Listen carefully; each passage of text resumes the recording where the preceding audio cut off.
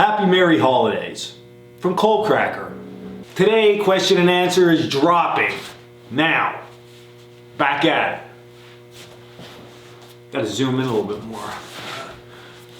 I feel like I missed everybody so much with my limited posting. Oh, you want to just scream. But I thought with the holidays here, I need to post a question and answer because people are messaging me. What, no question and answer? Yeah, we're gonna have question and answer right now. I don't know how long it'll be. I don't know how short it'll be. Maybe it'll be right in the middle somewhere. Anyway, it's gonna happen. I'm gonna get my phone. We're gonna get loaded up. We're gonna have at it. So men, women, and children, prepare yourself. We're gonna go with the trusty old cell phone and we're gonna just scroll through the comments. I know there's also comments people have been asking. I also always like to start these question and answers out with thanking everybody who supported us. We hit 90,000 subscribers. It's awesome. Thank you, everybody. We've also been so busy with the school. We've also been so busy online, so that is awesome because I absolutely love being here at our warehouse, at our shop, packing orders, making new things. We have so many new products coming out so soon. It's so exciting. But thank you everybody for that. So a quick update with our shop online. Gum blankets will be back in stock very shortly. They are in transit right now. Repair kits, as soon as we put them things up, they're out the door. So they are an awesome piece of gear. We are working as hard as we can to get our next batch done.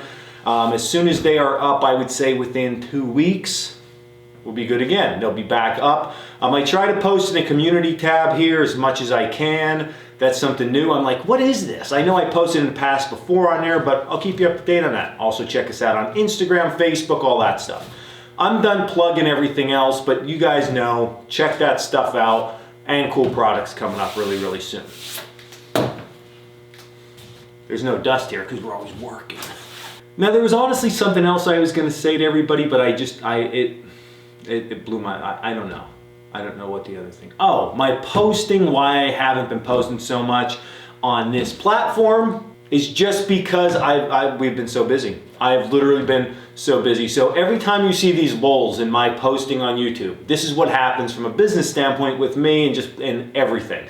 So we're going along, everything's going good. We either make new products or we develop new stuff or just something new happens.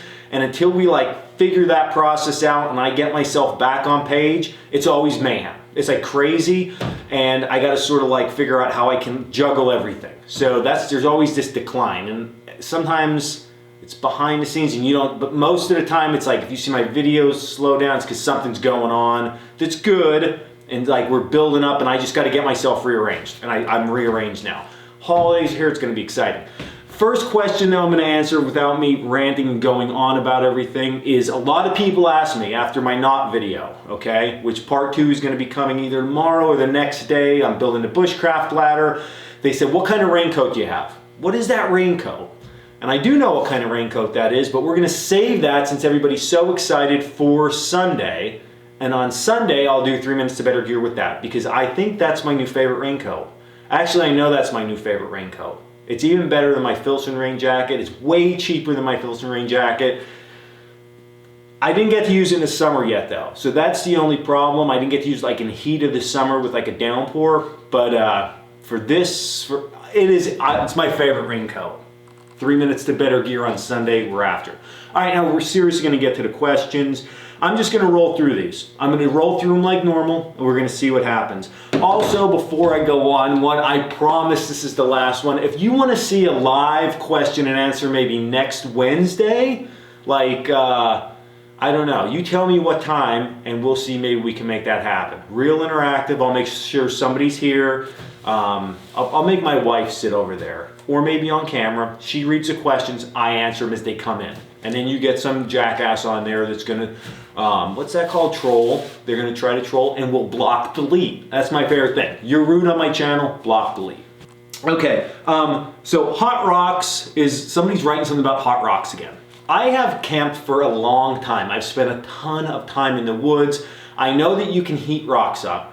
Okay, I get that. You can heat rocks up and then there is this idea that you can take these hot rocks and do stuff with them. Put them down your pants and warm up your junk, put them in your boots and dry out your boots, do all these different things. Okay, I'm not saying it won't work, but the hassle to go through that, to find the right rocks, okay? The rocks are all dirty and ashy. They don't, I don't think it's a reasonable thing. Now, if you do, that's great. I personally, the hot rock thing is obnoxious to me.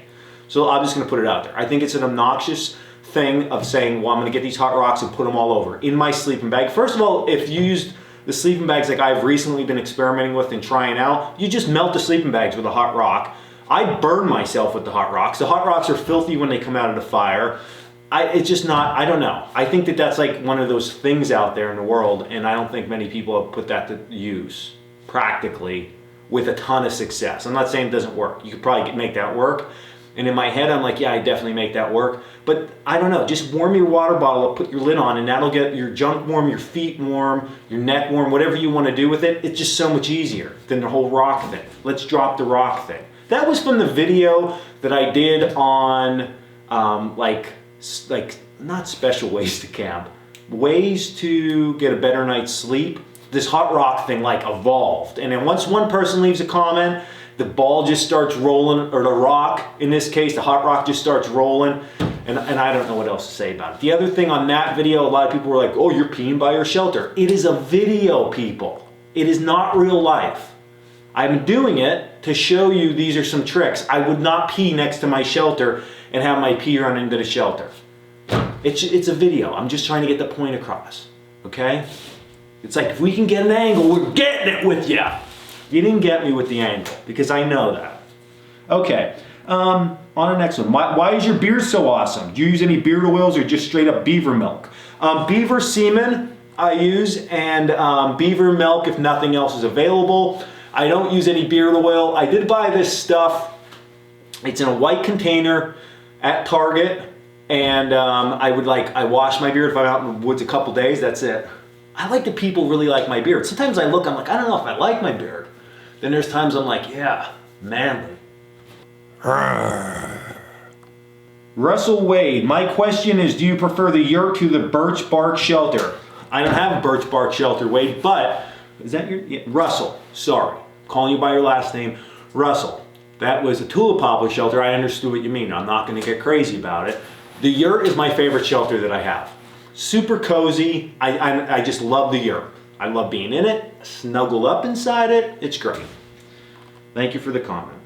All right. A lot of bushcraft YouTubers do the ground sleep thing, or tick's a big problem. We don't have a big tick problem where we live, especially at the school property. 1 or 2 a year I might get off of me, and that's it. Even students, they come back to the school and they're like, it's crazy that we just don't get ticks here. We just don't have that problem. I mean, ground sleeping is not, I've always done it. Hammocks, if I had to rank them, is like way newer to me, the whole hammock thing. Summertime, I love a hammock. Wintertime, in cool fall weather, there's something just being next to the fire and sleeping. So yeah, I mean, I don't know. I think it's just, I don't think there's anything, I love hammock sleeping too, but I do like, there's something about being on the ground with your wool blanket next to the fire. It's pure awesome. I want to have a man cave like you, Cole man. Yeah, that trapping house man cave, like in its prime, just sick. Slowly, our shop warehouse area here is becoming my new like big man cave. And man, I love it. There's a couple big things we're going to change in here. It's going to be like super relaxing couches and stuff to just chill out. Skate ramp. I'm putting a skate, because if you don't follow me on Instagram, I'll tell you this. My son got into skateboarding. He's only 5. He's super pumped about it. He's really good at it. So I'm like, I'm going to do it. I got into it hitting quarter pipes, awling, grinding, all that good stuff. It's just something fun to do. So I'm going to put a ramp in here and skate it. If you like Coors Light so much, why don't you just drink Keystone Light? Well, we do drink Keystone Light, but I don't know. I just always buy Coors Light, and then when I go to my in-laws, either it's Coors Light or Keystone Light, and we just drink that. There is if you drink enough of each, there's a very slight different taste. Very slight, but there is, I believe, in my palate, there's a slight different taste, but it doesn't bother me. I'll drink Keystone or Coors Light. I don't really care. Okay, pit zips versus raincoats and jackets without. I never use those pit zips, like ever, on any of my coats, and they're there on some of them, especially like the mid-layer kind of hoodies. I just never use the things. I don't know. I always like just open the front up. It just seems easier, especially if you have something over, like an outer layer than, but for raincoat, let's jump back to raincoat. I never like unzip it, because usually it's raining. That's the only time I have it on. As soon as it's done raining, I get that thing off. Raincoats. Are you gonna do any more 18th century woodsman's videos like you did with Townsend? That'd be awesome. A lot of people ask about that, and I have gotten away from that. I have not done anything. I got done with Townsend. I did like 1 or 2 other things with the 18th century stuff, and I still love the whole, I mess around with that gear once in a while, but I haven't done any like woodsman videos. So should I, shouldn't I? Leave it in the comments below. People are nuts with the beer. They're like, drink Genesee cream ale. I remember that from my grandfather. He used to have that all the time in the basement. And then Rolling Rocks. Somebody's wrote about Rolling Rock, and I'm laughing because there was a bar local. That's all I used to, I had like a time right out of college. That's all I drank, Rolling Rock. When's the Bushcraft arm wrestling competition gonna happen? Nobody will face me. Everybody just runs their mouth, like, you know, Corporal's Corner, but he doesn't want to get down on the mat. It's like over the top. They'll put the strap on. Next thing you know, boom, his arm will be ripped off. Won't be able to hit that record button on the camera there, Sean. Question, is your woman a bushcrafter? My woman, Brooke, my wife, is, I would not consider her a bushcrafter. Camper, yes. She likes going out, not cold weather. She will go out, like over New Year's we usually camp. It's super cold, she'll go out and do that. But she likes summer camping, and yeah, not a bushcrafter though. There's a lot of crossover between bushcraft, prepping, and tactical stuff. Do you ever think of doing any videos to integrate these?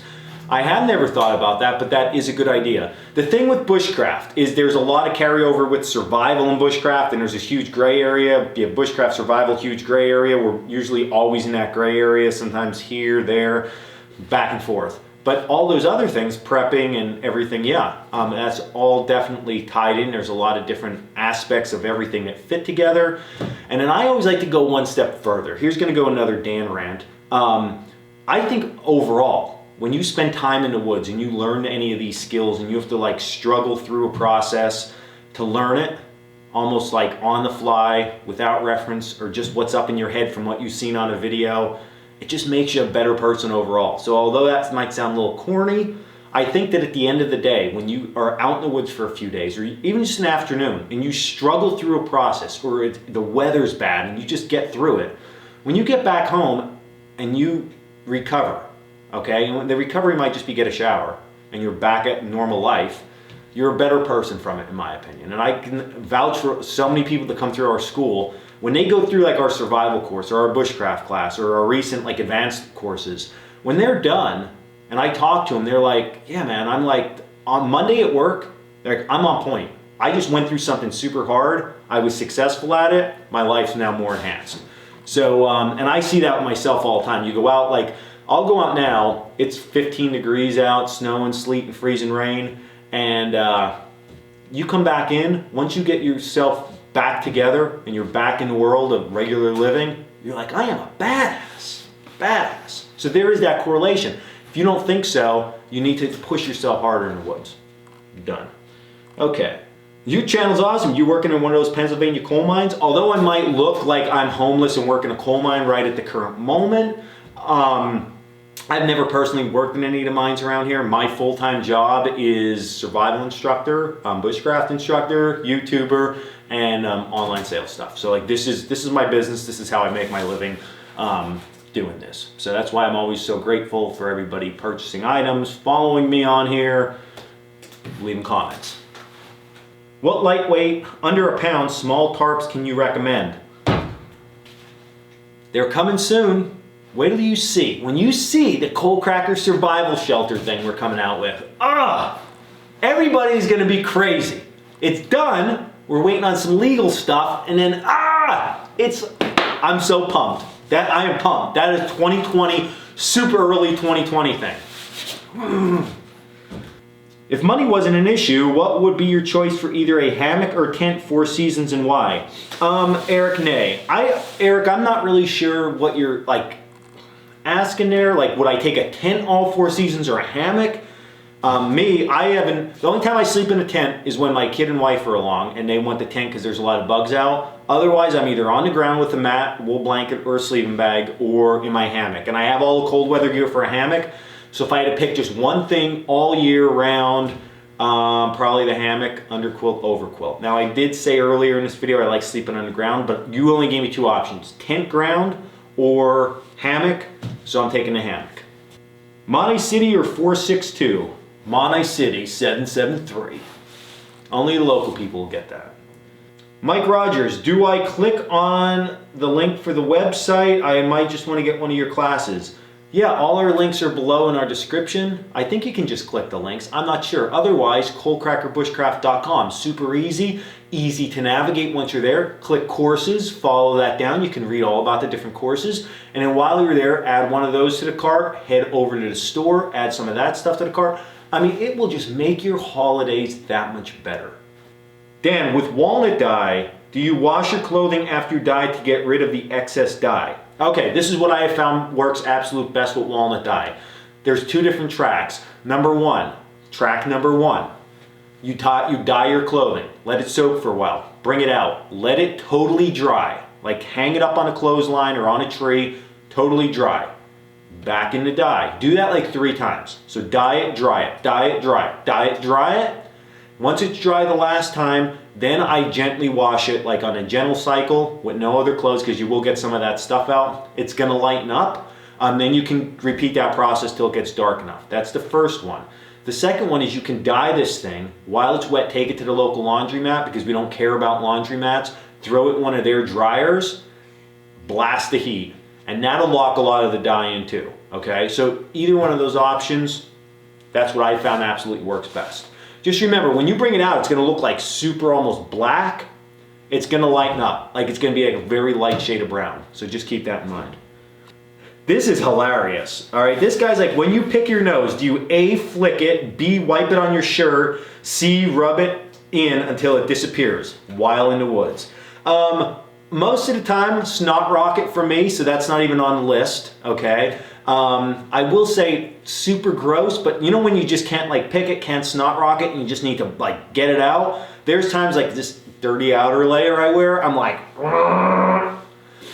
blow my nose. Like I'm ready to blow my nose in this right now because my nose is just, I don't know, it's just in the cold weather. All right, so that's what I do when I'm in the woods. If you're hungry, shoot it in your bush pot, boil it and eat it. Somebody else with the rocks. Enough with the rocks, people. I'm not into the rocks, okay? I'm not into the rocks. I gotta let you go. Farting, question mark? I don't even know what that means. Dennis Gravillic, also known as Uncle Dennis. He's like, hi Dan, still the best show on YouTube. Thanks, Uncle Dennis.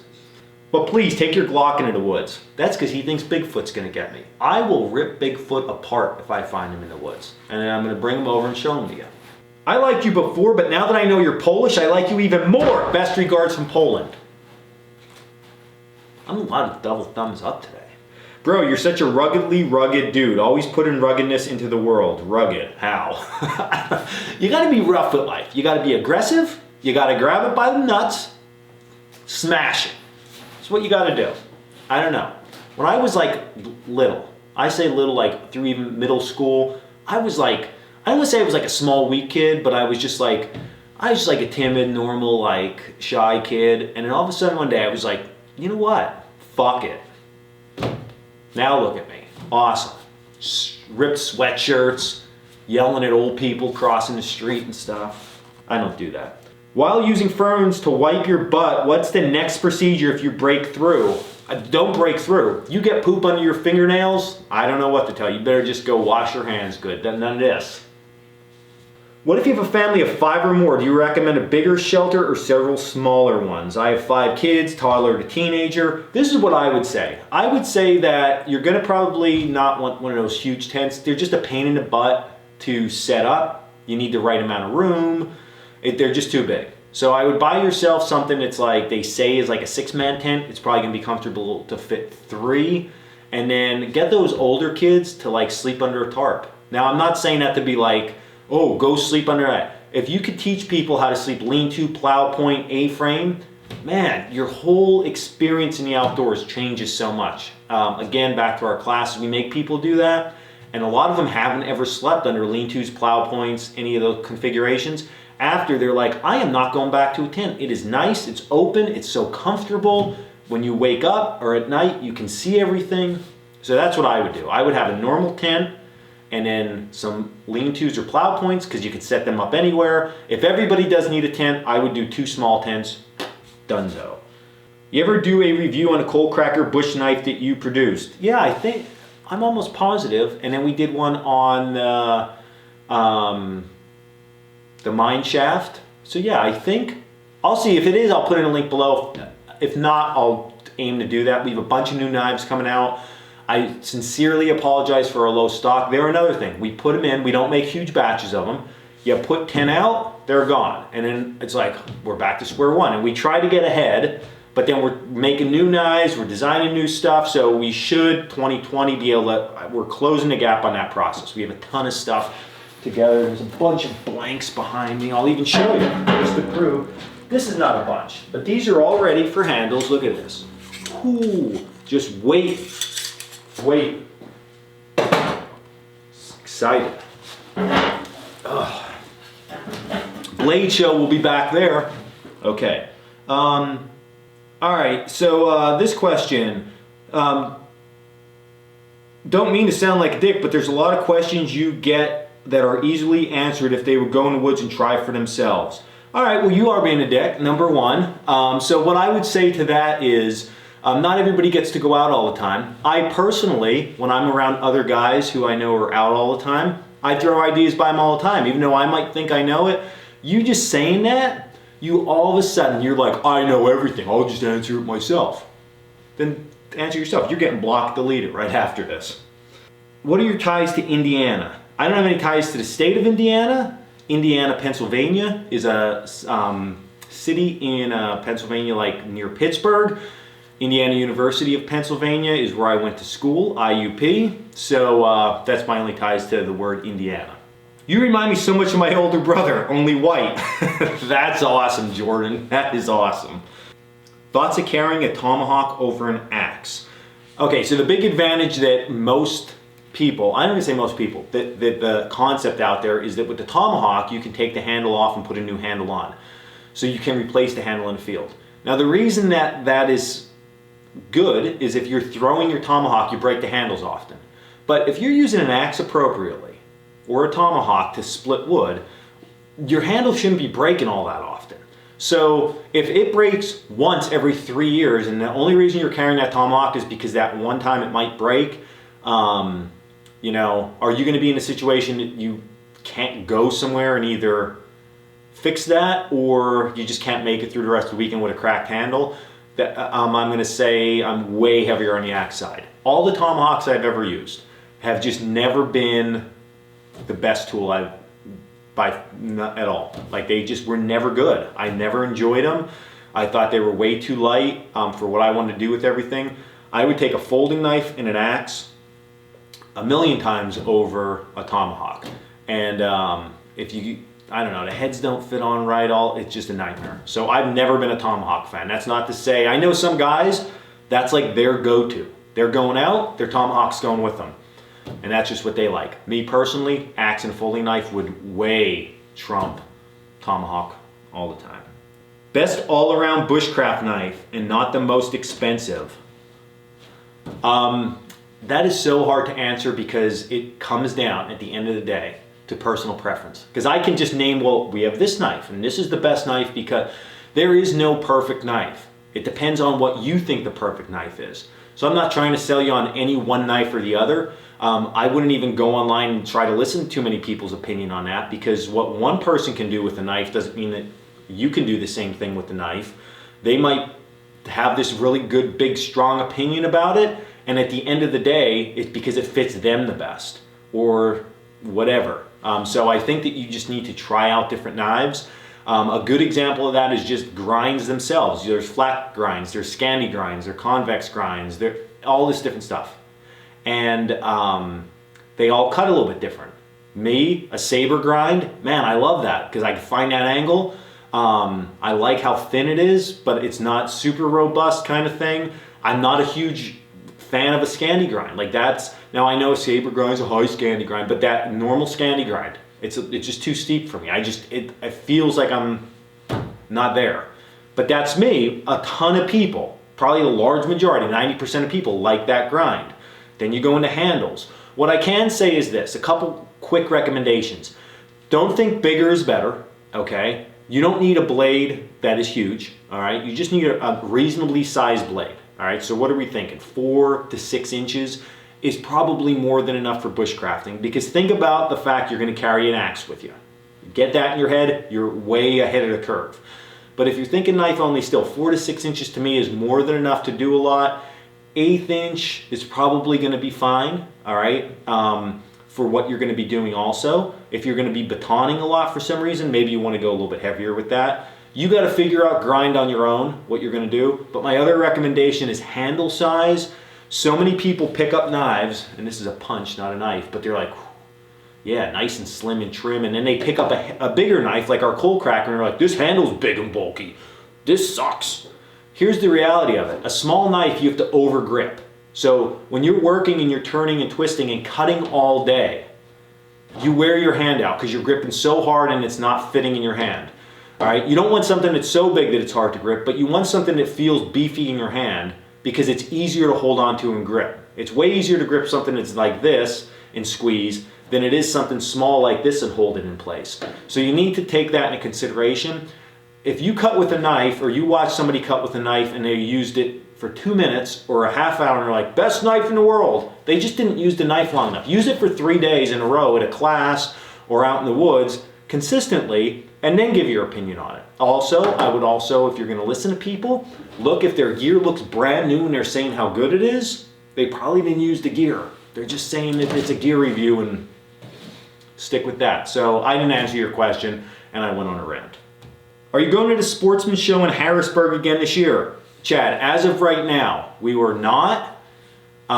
It's a little strategic move on our end with something. But now they just messaged me literally yesterday and they're like, can you please come back to your booth? Now they weren't begging me like that, but they're like, we still have a booth reserved for you. Are you interested in still coming down? So I was like, well, what's the booth number? And that's sort of where we're at with it. But as of right now, we're not going back to the Sportsman Show. We just have so much other stuff going on, so I would rather everybody do their thing here and at the school than to pull them away for a little bit. Because I think we are done with that venue overall, but I'm not, we might be there. I'm gonna say probably not, but you never know. People again with the hot rocks, and people are excited about the hot rocks. I'm not trying to discourage anybody with the hot rocks. If you were watching this and you were excited about the hot rocks, be excited about the hot rocks. It's your little journey in the woods. So whatever you like. I don't like the hot rocks. When you come to Australia, I was in Australia and New Zealand when I just got out of college and it was awesome. Are you inviting me back to Australia to go out in the woods? Because if you are, I think we should do it. Dan, how do you do it? I have acreage as well, but every time I sit down to relax, I can't stop thinking about all that has to be done on the property and I get stressed out. I legitimately feel your pain.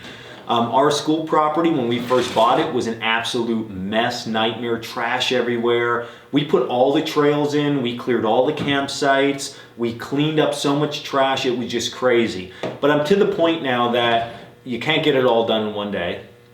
We have it nice. It's very nice. There's a couple sections that most people probably don't even notice when they're there that I'm like, this needs to get clean, that needs to get clean, this needs to get cut down, this trail needs to get re-cleaned, that kind of thing. But I just sort of think, okay, in the spring is the best time to do all that. You're not dealing with high weeds, grass, heat, anything. So I get my projects lined up, I do it then, and then I sort of just let it go for the year. And I just had to get to the point that I just let it go while I'm out there and just enjoy the woods. But once you get your areas cleaned up that you operate in and camp in and you do all your bushcraft or survival training in, just like stay in those areas, move around. And I sometimes try to even avoid like areas that I know are gonna agitate me.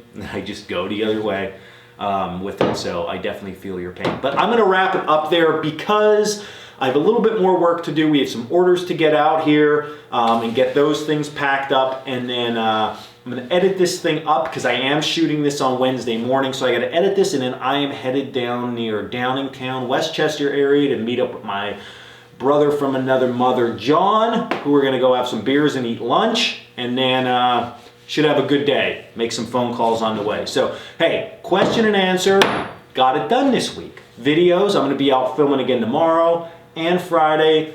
Definitely, we have a bunch of videos coming up, and the rain jacket video will get done. Again, thank you to everybody for the support over the last few months and years. It has been absolutely awesome. I super appreciate it. I hope everybody has a good holiday.